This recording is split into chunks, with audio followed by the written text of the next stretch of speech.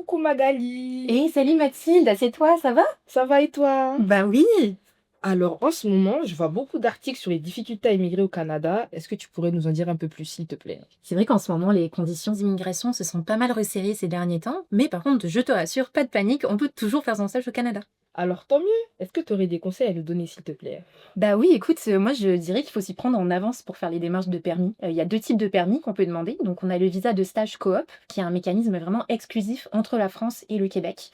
La seule contrainte avec celui-ci, c'est qu'il faut déjà avoir trouvé un employeur pour être en mesure de le demander. Il y a un autre visa qui est possible, qui donne un petit peu plus de flexibilité et qui s'appelle le PVT, permis vacances-travail. Et donc, grâce à ce visa, on peut arriver au Canada et être employable immédiatement.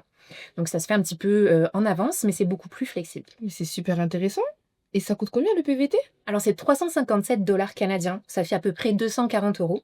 Donc, tu fais la demande, tu as un dossier en ligne à remplir. Quand tu es sélectionné, on te demande de te présenter à un centre pour prendre tes empreintes biométriques. Et puis, à partir de là, tout va bien.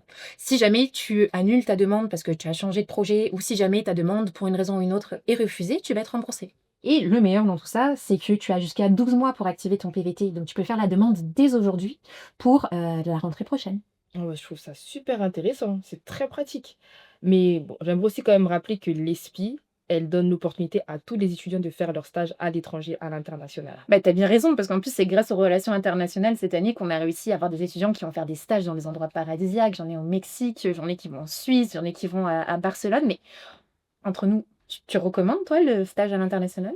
Moi, je recommande grandement parce que ça permet de pouvoir créer son réseau à l'étranger, avoir une ouverture à l'international, développer ses compétences et aussi pouvoir enrichir toutes ses qualités. Ouais, ça c'est clair. Et au niveau des démarches, c'est facile, je sais pas du tout comment m'y prendre. C'est assez simple parce qu'on accompagne les étudiants dans l'édition de sa convention, même avec un employeur à l'étranger, avec aussi l'accompagnement pour ses démarches et pour ses assurances. Waouh, c'est cool, ça me donne presque envie de retourner aux études. Ah, mais franchement, on a des très belles destinations comme la Thaïlande, au Maroc, à l'île Maurice ou dans d'autres destinations paradisiaques. Waouh!